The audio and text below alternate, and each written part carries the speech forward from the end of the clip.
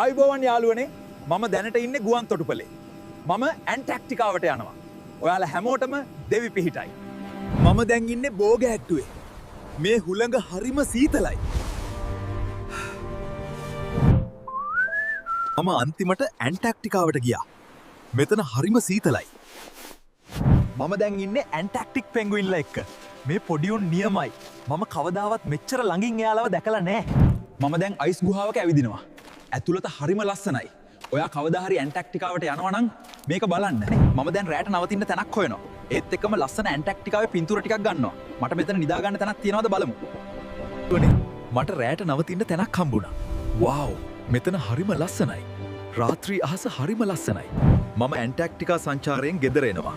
මට මේක කවදාවත් අමතක වෙන්නේ නැහැ. සමුගන්නවා සීතල දේශය.